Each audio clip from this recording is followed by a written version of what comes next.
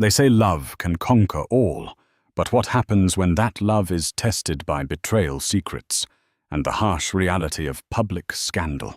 In this tangled web of devotion and deceit, Tessa believed she had the perfect life with the man of her dreams. She gave up everything: her career, her passions, her independence, to be the dutiful wife. But when whispers of a mistress named Jade turned her world upside down, Tessa was forced to confront the unthinkable. Little did she know the greatest shock was yet to come, because Jade wasn't just any mistress. She held secrets explosive enough to destroy everyone involved. Tessa Martin never imagined her life would become the stuff of headlines.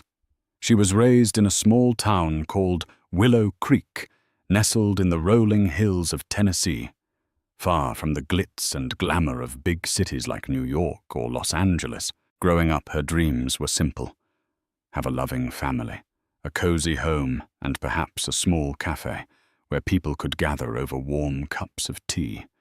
Her father, George Martin, worked in carpentry, and her mother, Linda, spent her days tending a small greenhouse filled with flowers.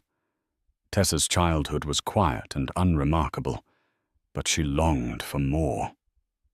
Fate intervened when she met Daniel Preston. He was visiting Willow Creek on business, assessing land for a real estate development project. With his charismatic smile and big city ambitions, Daniel set Tessa's heart racing. She fell quickly convinced that fate had dropped a fairy tale romance right into her lap. Little did she know this was just the beginning. Within weeks of meeting Daniel, Tessa found herself enthralled by his stories of corporate boardrooms, lavish dinners, and weekend getaways on private yachts. He proposed to her 6 months later, kneeling in front of the greenhouse she'd grown up helping her mother manage. Tessa's parents were wary. Daniel's life seemed too different from theirs. But love has a way of blinding us to warning signs. Daniel promised Tessa the world travel comfort support to pursue her dream cafe. In return, Tessa left Willow Creek to live with him in Seattle, Washington, stepping into a life of sophistication and potential she had only glimpsed in magazines. Her heart soared at the thought of building a future with Daniel. But as the wedding approached, Tessa noticed subtle changes. Daniel's phone seemed glued to his hand, and he often left the room to take calls. There were hushed conversations and urgent trips out of town, small hints at bigger secrets waiting to emerge. The couple opted for a small private ceremony at a lakeside lodge near Snoqualmie. Only a handful of close friends and Tessa's immediate family were invited. Daniel's family, consisting of his mother, Lorraine Preston, and his older sister Victoria, were formal and polite. But Tessa couldn't shake the sense they disapproved of her. Lorraine, in particular, was icy, murmuring about Tessa's lack of pedigree. Despite this, Tessa was determined to make the best of her wedding day. They exchanged heartfelt vows, tears glimmering in their eyes. For Tessa, it was a dream come true, a fresh start in a new city with the man she loved. She had always believed that love conquers all, and she was certain it would bridge whatever gap existed with Daniel's family. Shortly after the wedding, however, Daniel's behavior shifted again. He became more secretive, left for last-minute business trips, and returned home with a tension simmering beneath his polished exterior. When Tessa learned she was pregnant, she was overjoyed. This was the next chapter. She had always wanted: motherhood, building a family, and maybe finally setting up that cozy cafe. Her doctor confirmed that everything looked healthy for both mother and child. Tessa's excitement was boundless, yet Daniel's reaction was muted. He offered a tight smile and mumbled about the additional expenses of a baby. Tessa chalked it up to stress.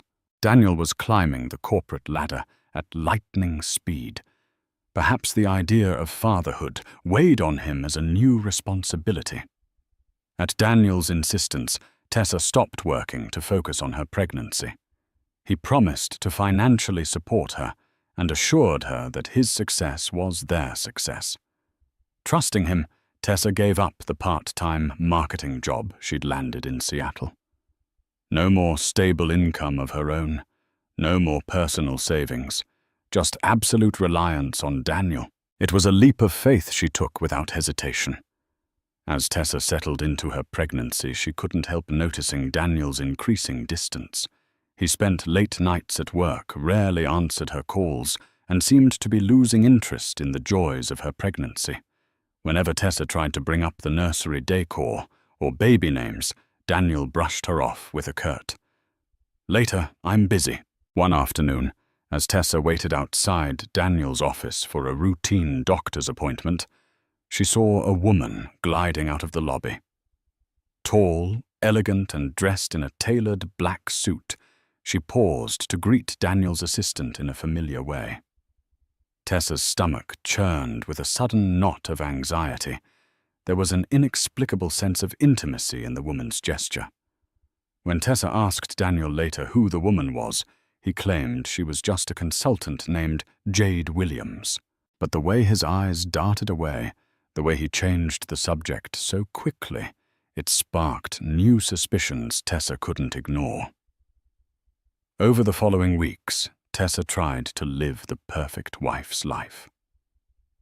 She entertained Daniel's colleagues at dinner parties, looked after her growing bump, and appeared gracious whenever his mother dropped by unannounced, offering criticisms about how Tessa was handling her pregnancy. Daniel's success reached new heights.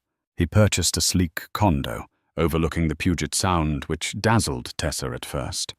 Marble countertops, floor-to-ceiling windows, and a stunning view of the water. She felt she was living someone else's glamorous life. But a restlessness crept in. The more extravagant Daniel's lifestyle became, the more hollow it felt. Late one night, Tessa woke up to find the bed empty. She found Daniel pacing on the balcony phone, glued to his ear. The way he spoke, hushed, urgent, with occasional laughter, did not sound like a typical business call. It was personal, intimate, and Tessa felt a creeping dread that her suspicions were about to be confirmed. Driven by a gnawing fear, Tessa decided to do what she never thought she would: check Daniel's phone messages. He'd left his phone charging in the living room. As she scrolled, her heart pounded. She discovered texts from a contact labeled "Work Jade," but the messages had nothing to do with real estate deals or corporate expansions. They were intimate discussions of stolen weekends, shared confessions, whispered promises of a future. Tessa's breath caught in her throat when she read Jade complaining about that gullible woman at home. The phrase stung like a hornet. When Daniel found Tessa, tears streamed down her face. She demanded answers, but he merely snatched his phone away. He called Tessa paranoid, overreacting because of the pregnancy hormones. His gaslighting ignited a confrontation so fierce that Tessa feared she would go into early labor. The beautiful marriage she had sacrificed so much for was now on the brink of collapse. Over the next day, Tessa shut herself in the guest bedroom, refusing to see Daniel. She replayed their entire relationship, questioning every gesture, every promise. Daniel eventually came to her arms, laden with roses and an apology on his lips. He swore that nothing serious was happening. It was just flirting, gone too far. He assured Tessa that Jade meant nothing, that he would cut ties immediately. Desperate to believe him, Tessa agreed to give their marriage another chance. She demanded that he block Jade from his phone, that he never see her again. Daniel promised he would. She wanted to believe she could forgive him. After all, she was carrying their child, and she still loved him deeply. But Tessa's instincts nagged her.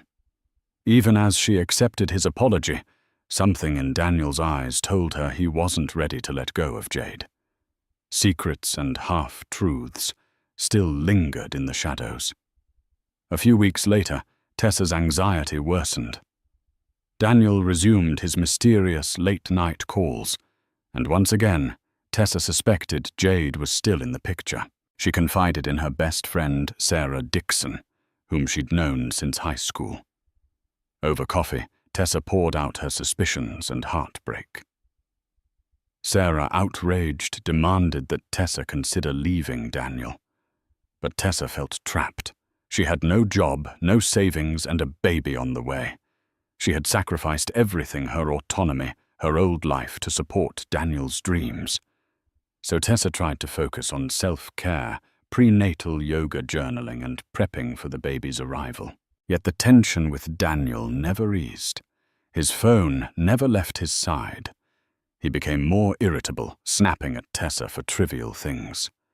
She wanted to believe that these were just growing pains of impending fatherhood. Deep down, however, she sensed that something far darker was roiling beneath the surface. One rainy afternoon, Tessa was reviewing baby names on her laptop when the doorbell rang. Thinking it was a package, she answered casually, only to find Jade Williams herself standing on the doorstep. She introduced herself with a breezy confidence that made Tessa's heart pound. Jade looked impossibly put together in a tailored burgundy coat, her glossy hair slicked back in a sophisticated bun. Jade offered a disarming smile. "May I come in?" Tessa, she asked, as if this were a polite social call. Before Tessa could respond, Jade stepped across the threshold, scanning the condo's interior like she owned the place. Tessa's voice trembled when she finally spoke. "Daniel isn't here." Jade shrugged, feigning nonchalance. "That's fine. I actually came to speak with you." Tessa braced herself, dread coiling in her stomach. She had no idea what Jade might reveal, but she sensed nothing good could come from this encounter. Tessa stood frozen near the couch, her fingers trembling slightly as she clutched the back of the armrest. The air inside the condo felt too still, as if it were holding its breath. Across from her, Jade Williams, tall, poised, and unnervingly composed, leaned against the kitchen island with the casual elegance of someone who didn't feel like a guest. She looked like she belonged there, and that unsettled Tessa more than anything. "Would you like some tea?" Tessa asked finally, her voice brittle, almost mechanical. Jade raised an eyebrow, a faint smirk tugging at the corners of her lips. "Tea? That's adorable, but no. I didn't come here for pleasantries." Tessa nodded stiffly and took a deep breath. "Then what did you come for?" Jade's smile faded. She stepped forward, her heels clicking lightly against the hardwood floor. "To tell you the truth your husband keeps dancing around like it's some inconvenient rumor." Tessa's stomach tightened. "He told me it was just a fling," she said, trying to steady her voice. "A mistake, nothing serious." Jade let out a dry, humorless laugh. "A fling?" She crossed her arms, the rich burgundy of her coat making her look like she'd stepped out of a fashion editorial. "That's cute. Daniel and I were together for nearly a year. He didn't just flirt with me. He built a life with me in secret. We had weekend getaways, shared bank accounts, business plans." Tessa flinched. The words sliced deep, but she refused to let Jade see her break. "Then why are you here now? If you were so important to him, why is he with me?" Jade's eyes flashed. "Because you were always the perfect front, the small-town sweetheart who gave up everything to be his pretty little wife. He needed someone like you, respectable, wholesome, to show his investors and clients that he was stable. I was the backroom deal, the one who actually helped him close those million-dollar contracts." Tessa blinked. "What are you talking about?" Jade reached into her purse and pulled out her phone. She tapped through a few photos and held it out. Tessa hesitated, then took the phone with unsteady hands. Her breath caught as she scrolled Daniel and Jade on a yacht in Vancouver, arms around each other, at a luxury resort in Whistler, laughing over candlelit dinners. In one photo, Daniel was kissing Jade's forehead with a tenderness that shattered Tessa's composure. "Why are you showing me this?" she whispered. "Because you need to stop living in that delusion," Jade said. Her voice wasn't cruel, but it wasn't kind either. It was resolute. "I'm suing him. For breach of contract and emotional distress. But before I burn the whole house down, I thought you should know exactly who you married." Tessa looked up sharply. "You're suing him?" "What kind of contract?" Jade smiled, but this time it was razor sharp. "Daniel promised me a partnership in a real estate venture. I gave him access to my father's investor network. I put my name on proposals, helped him land clients. In return, he promised me equity ownership and, yes, our own future. That was the deal. And when I found out he was playing house with you, he tried to erase me, like I was a mistake to delete." Tessa's head spun. "So this is revenge."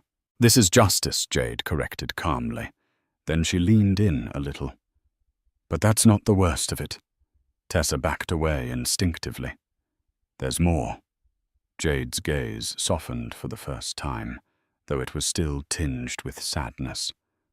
"I was pregnant once. His baby." Tessa's hands flew to her stomach involuntarily. "What? He convinced me to get rid of it?" Jade continued. "Told me it wasn't the right time, that it would ruin everything he was working for. Promised we'd try again later when things settled down. I was stupid enough to believe him." Tears stung the corners of Tessa's eyes. "You had an abortion?" Jade nodded. "He drove me to the clinic, waited in the parking lot. Didn't even hold my hand." She looked away for a moment, collecting herself. "That's when I realized he never intended to build anything real with me. Or you. He's not capable of loyalty. He uses people, then discards them when they're no longer convenient." Tessa couldn't breathe. Her world spun on its axis.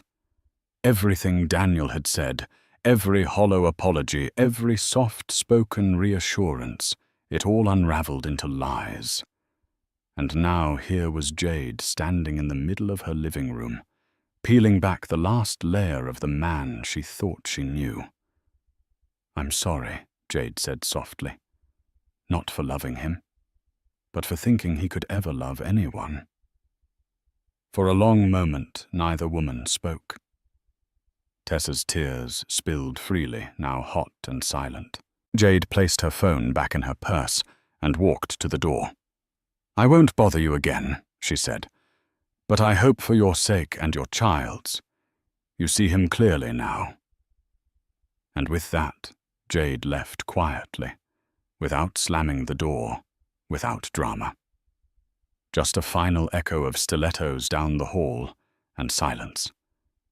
Tessa stood alone, her hand on her belly, her heart breaking in a dozen different directions.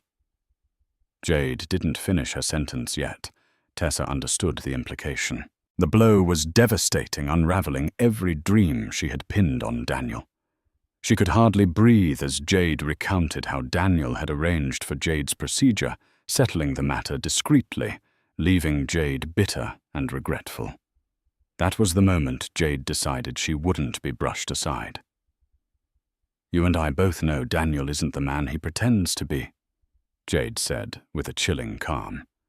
"He's a smooth talker, a manipulator.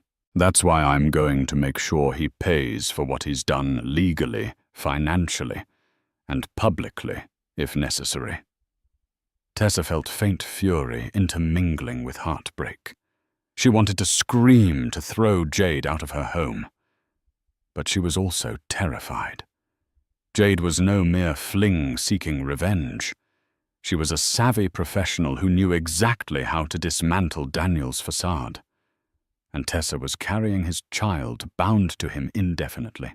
When Daniel finally returned home, Tessa cornered him with Jade's revelations. She demanded the truth. Had he really forced Jade to terminate her pregnancy? Had he lied about the depth of their relationship? Daniel's reaction stunned Tessa. Instead of remorse, he lashed out. He accused Jade of being obsessed, a liar who fabricated stories for attention. She wants my money and wants to destroy our marriage because I chose you over her, he yelled. Tessa couldn't tell what was true anymore.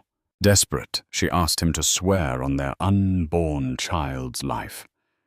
He hesitated, eyes flickering with something close to guilt.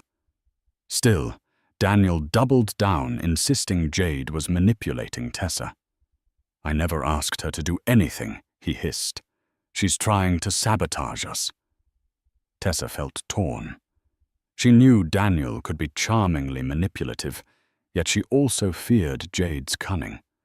Unsure whom to trust, Tessa's faith in her marriage eroded further. Overnight, Tessa's world morphed into a nightmare. Jade's words echoed through her mind. She tried to focus on self-preservation. She told Daniel to cut Jade out of his life completely. No emails, no phone calls, no hush money. If you want this marriage to work, she said, you have to prove it. Daniel resisted, claiming Jade would make everything worse if he cut contact abruptly. He insisted on handling it his way. Tessa realized she was no longer an equal partner in her own marriage. She was at Daniel's mercy. In a moment of desperation, Tessa called her father for advice. George Martin, sensing his daughter's distress, implored her to come home until she could figure things out. But Tessa couldn't imagine leaving Seattle. She was ashamed of how her parents would react, how her small-town neighbors would whisper. She resolved to stand firm to weather this storm alone, though she felt more isolated than ever. Despite Tessa's misgivings, she and Daniel carried on with the facade of a normal marriage. The baby's due date was 4 months away, and Tessa tried to funnel her energy into prenatal classes. Yet she could sense the tension building in the background. Daniel was restless, edgy. His business deals grew more complex, and Jade was never entirely out of the picture. One afternoon, Tessa decided to investigate further. She accessed Daniel's old laptop left in a cabinet for months, hidden in an obscure folder labeled Consulting. She found a cache of photos and documents linking Daniel not just to Jade, but also to questionable financial dealings. There were logs of expensive gifts and wire transfers to an account under Jade's name. Shaken, Tessa realized Daniel had lied to her about almost everything.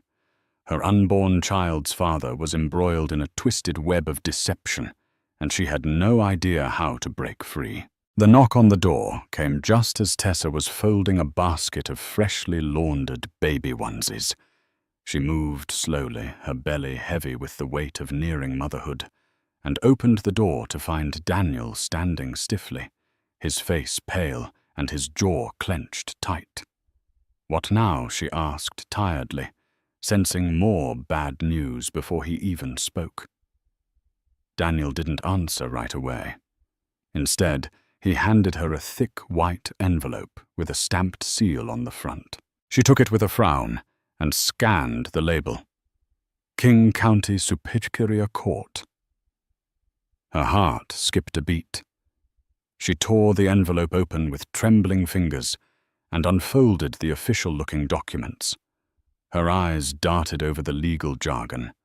Plaintiff-defendant, emotional distress, breach of contract, and then stopped cold at the plaintiff's name, Jade Williams. Tessa felt the blood drain from her face. She's suing you, Daniel, pressed his fingers to his temples and sank into the couch like a man twice his age. Yes. Apparently she thinks I broke some kind of deal. This is just a stunt. She's bluffing. Tessa's mind reeled. Breach of contract. What contract? She claims I promised her a share in a business project, Daniel muttered, avoiding her eyes. And that I used her connections to land funding. It's all made up. She's angry that I cut her off, and now she's trying to ruin me. Tessa's pulse pounded in her ears as she flipped through the pages. The complaint was scathing and detailed. Jade alleged that Daniel had entered into a verbal agreement, supported by emails and text messages, promising her a role as a partner in a new development firm. In exchange, she had introduced him to high-value investors and given him access to insider contacts. She further claimed that the relationship had been both personal and professional, and that when Daniel severed ties, he not only broke her heart, he sabotaged her career. She even has screenshots, Tessa whispered, reading from the page. Photos, voicemails, she kept everything. Daniel stood up abruptly and started pacing. She's trying to extort me. If I pay her off, she'll walk away, but I won't give her a dime. She's going public with this, Tessa said numbly, still staring at the legal complaint. This isn't just about money, is it? He stopped pacing. No, he said flatly. It's about reputation and control. Within days, the story hit the local press. A leaked copy of the lawsuit appeared on a gossip blog, and soon every corner of Daniel's professional world was buzzing. Headlines splashed across business sections and real estate forums. Seattle power broker hit with explosive lawsuit from former mistress and business associate. Lawsuit alleges transactional romance with promises of equity and silence. Tessa watched it unfold like a slow-motion car crash. Her phone began buzzing with messages from people she hadn't spoken to in years, some offering condolences, others seeking gossip. She stopped answering altogether. At the grocery store, she noticed a cashier glance at her stomach, then quickly look away. The shame was unbearable. Daniel tried to put on a brave face, but he was unraveling. He spent late nights with his attorney, Margaret Liu, reviewing documents and preparing a defense strategy. Margaret, cold and clinical, advised him to discredit the mistress before she discredits you. She recommended painting Jade as an opportunist with an axe to grind. Tessa sat through one of their meetings, feeling invisible. At one point, Margaret looked directly at her and said, "It would be helpful if Mrs. Preston didn't speak to the press under any circumstances." "I haven't," Tessa said, her voice small. "Let's keep it that way." The condescension stung, but Tessa bit her tongue. She had bigger things to worry about. The lawsuit wasn't just about Daniel and Jade anymore. It was about her, too. Her name wasn't in the complaint, but she was the pregnant wife, the one paraded in tabloids as the humiliated victim. Paparazzi began showing up outside their condo, hoping to catch a photo of the other woman and the betrayed mother-to-be. Tessa closed the blinds, turned off the news, and avoided the internet altogether. One afternoon, while Daniel was out meeting with his legal team, Tessa sat in the nursery, folding baby clothes with mechanical hands. Her back ached, her feet were swollen, and her chest burned with resentment.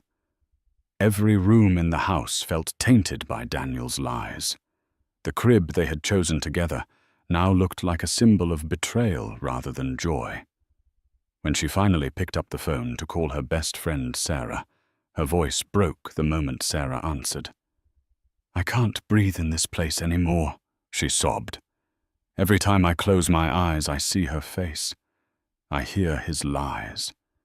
And now everyone knows. The whole world knows." Sarah was quiet for a long moment, then said gently, "You don't have to stay. You never did." "But where would I go?" Tessa whispered. "You come here. to me, or to your parents. You're not alone, Tessa. You were never alone. That night, Tessa sat awake while Daniel snored in the other room, oblivious.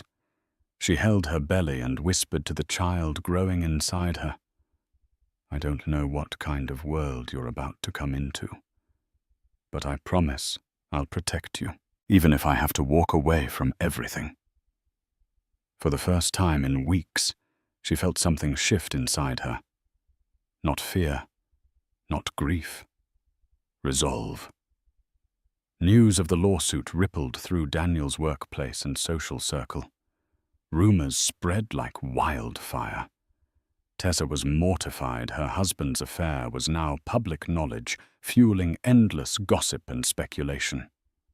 She dreaded leaving the condo, terrified she'd run into someone who recognized her as that pregnant wife. In desperation, Daniel hired a high-powered attorney, Margaret Liu. She was a no-nonsense woman in her late 50s, known for her fierce courtroom demeanor. Tessa met Margaret only once, and the lawyer's disapproving glare spoke volumes. She advised Daniel to keep his wife under control, to avoid any additional public spectacle. Tessa felt belittled, but Daniel offered no comfort. That night, Tessa slept alone again. Daniel spent hours in his study, conferring with Margaret and other associates. Tessa realized with painful clarity that Daniel was more concerned about saving his career than mending their broken trust or protecting her from public humiliation. Just when Tessa felt she had no one to turn to, she received a call from an old acquaintance, Victoria Preston, Daniel's sister. Victoria had been reserved at the wedding, and Tessa always thought she shared Lorraine's disdain. However, Victoria seemed genuinely worried about Tessa and the baby. When they met for coffee, Victoria explained that she had long suspected her brother's dark side. Daniel has a pattern, she confessed. He charms people, uses them, then discards them. I've seen him do it in business deals and in relationships. Victoria suspected Jade was only one piece of a larger mosaic. She also hinted that Daniel might have misappropriated funds, forging documents to cover his tracks. Stunned, Tessa broke down, confessing her fears of being trapped without resources. Victoria held her hand, promising that if Tessa needed help, financial or legal, she would stand by her side. For the first time in weeks, Tessa felt a glimmer of hope. A pivotal court hearing arrived, one that would set the tone for the upcoming trial. Jade's attorney, a cunning man named Bryce Oakland, presented an array of evidence emails, text messages, and even recorded phone calls in which Daniel made explicit promises of financial support and business ownership. Tessa attended the hearing, her pregnant belly now quite noticeable. She listened in horror as Jade's claims painted Daniel as manipulative, controlling, and unscrupulous. Every piece of evidence seemed to confirm Jade's version of events. Worse, Jade declared that Daniel had asked her to take care of a pregnancy to avoid complications in his personal life. While Daniel's lawyer fought to discredit Jade, Tessa could see that the truth was more complicated than Daniel's denials. The judge set a subsequent trial date, and the press was already buzzing with rumors about the high-profile scandal. Tessa's life, already in tatters, was about to be dissected publicly. Later that night, Tessa confronted Daniel once more. She demanded he tell her everything. No more lies, no more half-truths. Sensing he was cornered, Daniel finally confessed. He admitted that he and Jade had been entangled in a long-term affair. He had indeed encouraged Jade to have an abortion when she became pregnant months before Tessa did. Daniel insisted that he truly loved Tessa, but he had been seduced by Jade's ambitions and connections. She had introduced him to key investors, smoothing the way for lucrative deals. As for the lawsuit, Daniel claimed he never formally promised Jade a business partnership. It was all an attempt to keep her from going public. Tessa stood there numb. She was furious and heartbroken in equal measure. Everything she thought she knew had fallen apart. Daniel's entire confession was an admission of betrayal and cowardice, and Tessa had to decide what to do next. Tessa spent the following days wrestling with questions of loyalty, forgiveness, and her child's future. Part of her wanted to leave Daniel immediately. Another part worried about how she would support herself and the baby alone. Even if she fled Jade's lawsuit, and the public scandal would follow her everywhere. Victoria urged Tessa to file for separation and offered to help financially. Tessa hesitated, feeling guilty accepting help from the sister of the man who had wronged her. Then Lorraine Preston, Daniel's frosty mother, compounded Tessa's turmoil by showing up unexpectedly. Lorraine blamed Tessa for Daniel's predicament, accusing her of not maintaining a proper household or satisfying her husband's needs. Tessa was too shocked to respond. Lorraine left with a sneer, warning Tessa that if she brought further disgrace to the Preston name, she'd regret it. Isolated, belittled, and nearing her due date, Tessa had never felt more vulnerable. One evening, Tessa's phone buzzed with an unknown number. Expecting another reporter, she answered wearily, only to find Jade on the line. "We need to talk," Jade said softly. Tessa bristled, but Jade insisted it wasn't a trap or intimidation tactic. She wanted to meet woman to woman. Reluctantly, Tessa agreed. They met at a small cafe away from the city's prying eyes. Tessa expected a combative exchange, but instead Jade shared her own story. A troubled childhood, a string of toxic relationships, and her desperation to make something of herself. She admitted that while she'd known Daniel was married, she was drawn to his promises of building a business and a family away from prying eyes. Tessa was torn between anger and a strange sympathy. For the first time, she saw Jade not as a villain, but as someone Daniel had also manipulated. Yet Jade was still intent on winning her lawsuit, and Tessa wasn't sure how that would benefit anyone. Back at home, Daniel seethed when he learned of Tessa's meeting with Jade. He accused Tessa of conspiring against him, taking the mistress's side. Tessa retaliated angrily, reminding him that he'd created this mess. She was merely trying to protect herself and their baby. Feeling cornered, Daniel made a bold move. He filed a countersuit against Jade for defamation. His legal team argued that Jade's claims were baseless, designed to extort money. The tabloids ate it up. New headlines blared daily about the battle of the pregnant wife versus the cunning mistress, stoking the public's fascination. Tessa found herself trapped in a bizarre spectacle, forced to attend court hearings that churned up humiliating details of Daniel's infidelities. Even worse, the stress started affecting her health. Her obstetrician warned her that her blood pressure was dangerously high, cautioning that persistent stress could endanger the pregnancy. Still, Tessa could see no immediate escape. As the lawsuit escalated, Tessa's emotional turmoil intensified. She lay awake each night, anxiety gnawing at her mind. Was she selfish for thinking about leaving Daniel, thereby fracturing her child's family before it even began? Or was she endangering herself and her baby by staying? Daniel, overwhelmed by legal fees and negative publicity, grew more distant than ever. He also grew resentful. Tessa's presence reminded him of his guilt. Their arguments escalated to shouting matches, and Tessa worried neighbors would call the police. More than once, she cried alone in the bathroom, clutching her belly, whispering, "I'm so sorry," to the unborn child caught in the crossfire. Meanwhile, Jade pressed forward with her lawsuit. Tessa found it absurd, two women both pregnant by Daniel, fighting for different reasons. But Jade's personal heartbreak fueled her legal campaign, and Tessa couldn't deny a grudging admiration for her perseverance. At last, the case went to trial. Cameras flashed outside the King County Courthouse. Reporters swarmed, capturing every moment of the love triangle saga. Jade's suit against Daniel was front-page fodder. Tessa took her seat behind Daniel's legal team, feeling nauseous not only from pregnancy but from dread. Jade's attorney, Bryce Oakland, opened with a scathing summary of Daniel's misdeeds: emotional manipulation, broken promises, coerced abortion. Evidence after evidence was presented: text messages, hotel bills, and even a voice recording in which Daniel appeared to acknowledge owing Jade for her silence. Tessa sat through it all, her heart pounding with rage and shame.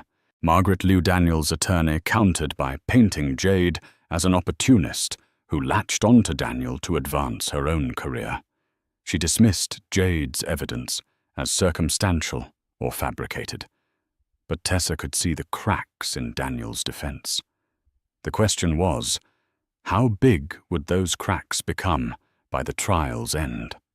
On the second day, Tessa was unexpectedly called as a witness. Jade's team knew her testimony could make or break their case. Tessa's hands trembled as she took the oath. She was torn between protecting her husband, despite his betrayal, and telling the truth. Under Bryce Oakland's questioning, Tessa acknowledged discovering Daniel's affair through text messages. She testified that Daniel had shown remorse, but continued seeing Jade.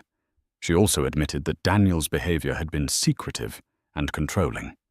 When asked about the possibility of Jade's pregnancy, Tessa hesitated. Daniel told me it happened, but that Jade chose to terminate. She said, her voice quivering. I was told it was consensual. I don't know the details. Margaret Liu tried to discredit Tessa's statements, implying Tessa's emotional state made her an unreliable narrator. But Tessa refused to be cornered. She stuck to the facts. By the time she stepped down, she felt shattered, yet oddly relieved at having spoken her truth. The emotional toll proved too great for Tessa's pregnant body. Leaving the stand, she felt light-headed. Her vision blurred, and she nearly collapsed in the courthouse hallway. Paramedics were called, and Tessa was rushed to the hospital. The doctors diagnosed severe stress-related hypertension. Tessa was placed on bed rest to avoid premature labor. She spent nights in the hospital alone as Daniel juggled court appearances and damage control. Only Sarah Dixon, her best friend, and Victoria Preston visited regularly, offering emotional support. In the sterile hospital room, Tessa finally confronted the bleak reality: Daniel cared more about salvaging his reputation than his wife's well-being. One night, when Tessa was half asleep, Daniel dropped by, briefly gave her a cursory, "Hope you're okay," and rushed off to meet his attorney. She realized that her marriage was beyond repair, and something within her began to harden. Meanwhile, Jade's legal team procured documents that could devastate Daniel's defense bank statements, showing multiple transactions from Daniel to Jade's account, clearly labeled consulting fees and emails, hinting that Jade had lent Daniel her father's connections in exchange for a stake in a new real estate venture. This was more than infidelity. It was potential fraud. The possibility of a criminal investigation loomed. The media latched onto the story, painting Daniel as a morally bankrupt businessman who used women and shady deals to climb the corporate ladder. Unbeknownst to Tessa, Jade herself was conflicted. Despite her anger, she felt pangs of guilt every time Tessa's hospitalization was mentioned in the press. But Jade resolved that the lawsuit had to proceed. For her, it was more than revenge. It was an assertion of power she'd been denied. She would no longer be the woman Daniel tossed aside. The final month of Tessa's pregnancy approached. Bed rest gave her plenty of time to reflect. She saw a counselor who encouraged her to consider her own well-being emotionally, financially, and physically. The reality was stark. If Tessa stayed, she'd be tethered to Daniel's toxic world. During a quiet afternoon at home, she'd been released from the hospital under strict orders to rest. Tessa made her decision. She packed a suitcase, called a taxi, and headed to Victoria's townhouse. Surprised but sympathetic, Victoria welcomed Tessa. Over chamomile tea, Tessa confided her plan. Once the baby was born, she would file for divorce, secure child support, and start over in Willow Creek if necessary. Victoria praised her courage, assuring Tessa that she'd help however she could. For Tessa, it felt like a weight lifting off her shoulders. She might be pregnant and vulnerable, but she wasn't powerless anymore. 2 weeks later, Tessa went into labor unexpectedly. The pain gripped her while she was sorting through baby clothes at Victoria's. Panicking Victoria rushed her to the nearest hospital. Despite the tension and heartbreak swirling in her life, Tessa focused on bringing her baby safely into the world. After hours of grueling labor, Tessa gave birth to a baby girl whom she named Sophia Rose. Holding Sophia for the first time, Tessa felt an indescribable wave of love and determination. She swore she would protect her daughter from the toxicity Daniel had unleashed. Daniel arrived at the hospital late, reeking of alcohol. He half-heartedly congratulated Tessa, then insisted on holding the baby for a few moments. Tessa allowed him, but the sight filled her with an uneasy sadness. She realized then that Daniel's presence could no longer overshadow her child's future. This was Sophia's beginning, and Tessa intended to make it a bright one. While Tessa was still recovering, the court rendered its verdict on Jade's lawsuit. Jade won the civil case against Daniel for breach of contract and emotional distress, though the financial award was smaller than she'd hoped. The judge believed Jade's evidence that Daniel had made explicit promises he failed to honor, but also noted Jade's own questionable motives. For Tessa, it was surreal to hear that her husband, still legally so, had lost in court. The scandal tarnished Daniel's professional reputation, forcing him to step down from his executive role. Investors fled his projects, and some threatened to file their own lawsuits. His downfall, once unimaginable, now looked inevitable. Jade, meanwhile, gave a brief statement to the press, emphasizing that her legal victory was about accountability. Public opinion was split. Some saw Jade as an opportunist, others as a wronged woman fighting back. Tessa watched from a distance, too emotionally exhausted to even form an opinion. In the weeks after the verdict, Daniel tried to rebuild the tatters of his life.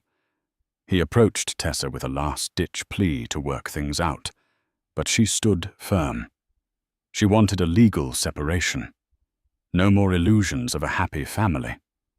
Victoria and Sarah formed Tessa's support system as she navigated the paperwork. She filed for custody of Sophia, though she allowed Daniel visitation rights. She wanted Sophia to know her father, but on Tessa's terms.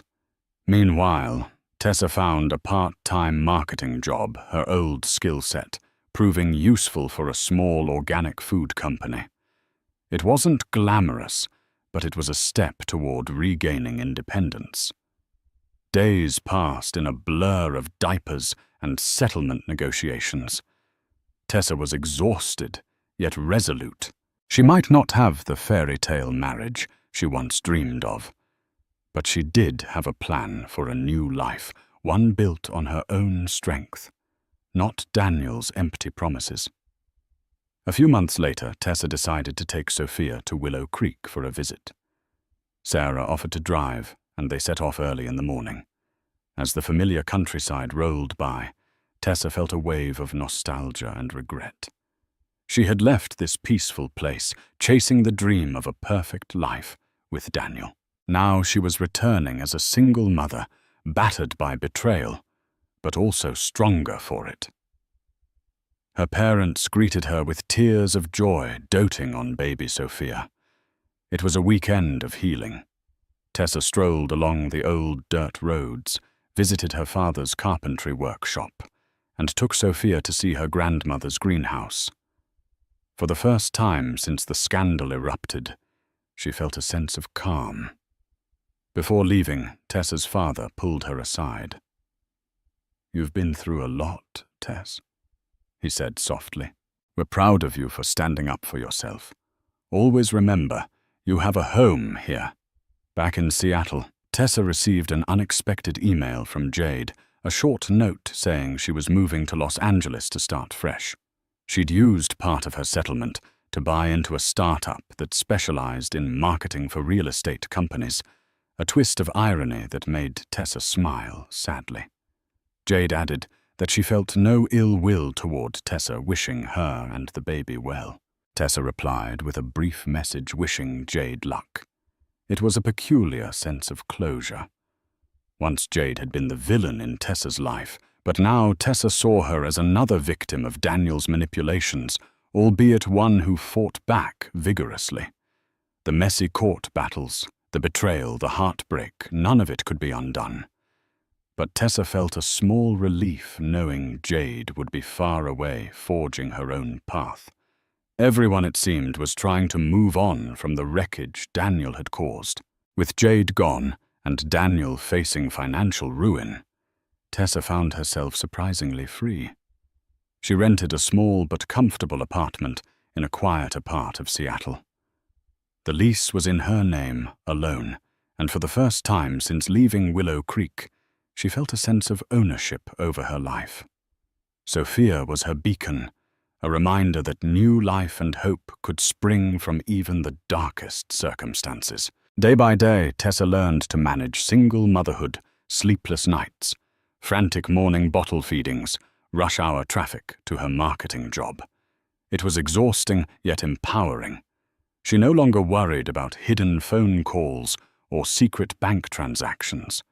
Her life might be simpler, but it was honest. Tessa decided to reopen the dream she once had a cafe. She began drafting a business plan during Sophia's nap time, determined to create something that was wholly hers. A spark of ambition lit in her anew. One morning, Tessa ran into Daniel at a local park. He was there with a friend, looking more disheveled than she'd ever seen him. Lines of worry etched his face. When he noticed Tessa pushing Sophia's stroller, he approached hesitantly.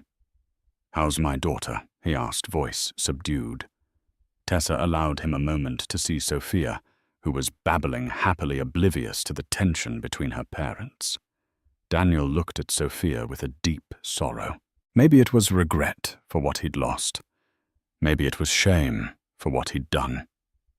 He apologized to Tessa truly for the first time. He acknowledged that no apology could fix the past, but he wanted Tessa to know he'd found therapy and was trying to become a better person. Tessa listened, tears welling in her eyes. She nodded, accepting his apology for what it was, but knowing it wouldn't change her decision. She had moved on. Months went by. Tessa's divorce from Daniel was finalized, granting her full custody and a modest child support agreement. With Victoria's help, she secured a small loan to lease a storefront near Pike Place Market, a bustling tourist spot. It was risky, but Tessa believed in her vision. She spent weekends repainting the walls in soft pastels, installing rustic wooden shelves, and picking out second-hand furniture with cozy charm. She named her cafe Sophia's Hearth, dedicating the space to her daughter as a symbol of hope. Every detail from the chalkboard menu to the handmade pastries reflected Tessa's journey from heartbreak to independence. When the cafe finally opened, it was slow at first. But word spread about the welcoming atmosphere, the locally sourced teas, and Tessa's warm smile. Slowly, business picked up, and Tessa began to see a future that was brighter than any fairy tale she'd once imagined with Daniel. On a busy afternoon at Sophia's Hearth, Tessa spotted a familiar face entering the cafe, Margaret Liu, Daniel's former lawyer. Tessa stiffened, recalling Margaret's cold demeanor. To her surprise, Margaret offered a polite smile and approached the counter. "I've heard good things about this place," Margaret said, nodding at the bustling interior. She ordered a latte, and after taking a sip, complimented Tessa on the delicious brew. Then Margaret sat down and asked if Tessa had time to chat. Margaret explained that she was looking for a new legal marketing partner, someone to coordinate social media branding and client outreach for her firm. She had seen Tessa's marketing work and was impressed by her resilience. Though Tessa felt a surge of past resentment, she recognized this as an opportunity to expand her freelance marketing portfolio and secure additional income for Sophia's future. After a moment's hesitation, Tessa agreed to consider the offer. After Margaret's proposal, Tessa spent days weighing the pros and cons. Margaret represented a painful chapter of her life, but this contract could significantly bolster Tessa's finances and help her secure a stable future for Sophia. Eventually, she set aside personal grudges and accepted seeing it as a strategic business move. Their professional relationship turned out surprisingly positive.